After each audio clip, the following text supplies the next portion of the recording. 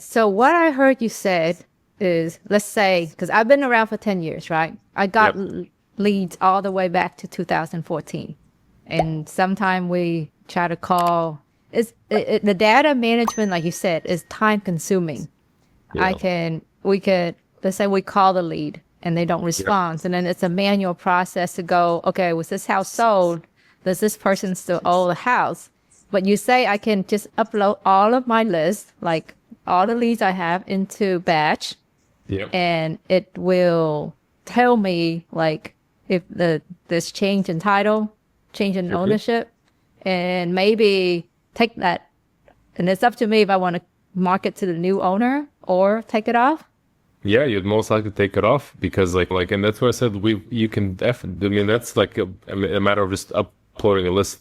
Honestly, like let's say you have like your CRM. Let's say an example. I'm not sure. Let's say you're using Body or Go High Level or Salesforce, whatever you're using. You can upload your data in batch leads, and it'll automatically tell you, okay, 20% of those properties have already sold. Like, just don't market to them.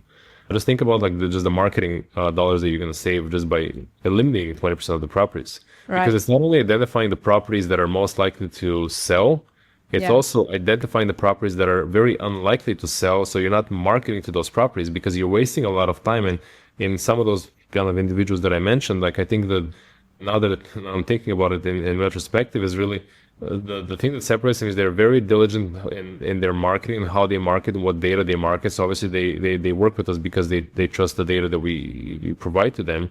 But fundamentally, it all boils down to having a good quality data.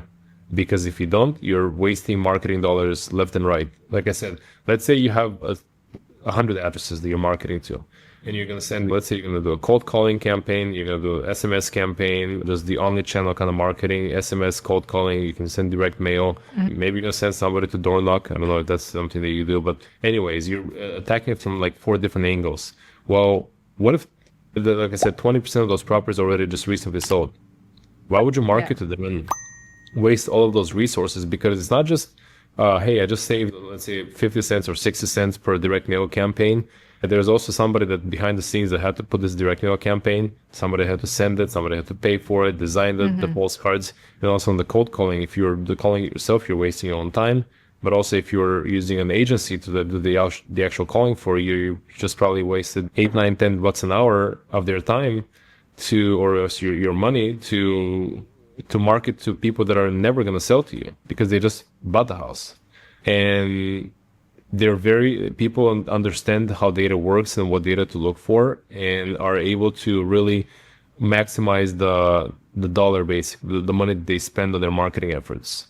And this is what I mentioned before. Like I found a direct correlation when I was working. That's why, like, unfortunately, at the time, like I spent a lot of time, and it wasn't really the time that I wanted to spend doing this, but it was just a necessity to where I had to make sure that the marketing lists are as accurate as possible and that I don't have holes in my data. So for instance, like I mentioned, for properties sold, currently a lot of the challenges in some of this industry and not other applications, I'll tell you, is that sometimes county records are not very up to date. So Tell me that.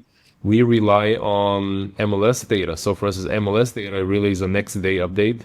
And county records sometimes are behind a month, 2, 3, 4 months in certain counties. Obviously, the larger counties have more of an established process and ways of how they syndicate data across the industry. But smaller counties, I think it was a Suffolk County, New York, they got hit by a cyber attack like last year. Or actually, they were down for about a year and a half. So they hadn't published any data, like county data, for over a year and a half. So people that were fully relying on just county data were out of luck because they couldn't, like, basically they were marketing to properties that had already sold. The county had that information, but they shut down all of their systems and their data syndication feeds because they got cyber attacked. And companies, like, what we ended up doing is we end up implementing in this situation. It's not just the only like example, but there's multiple examples. And obviously smaller counties have a longer update cycle. Like I said, sometimes it's a month, sometimes it's 2 months before you can actually see that assessor record or recorded data being updated so that, hey, like we sold the property to Evo or vice versa. We can pick those changes in sale based on an MLS record.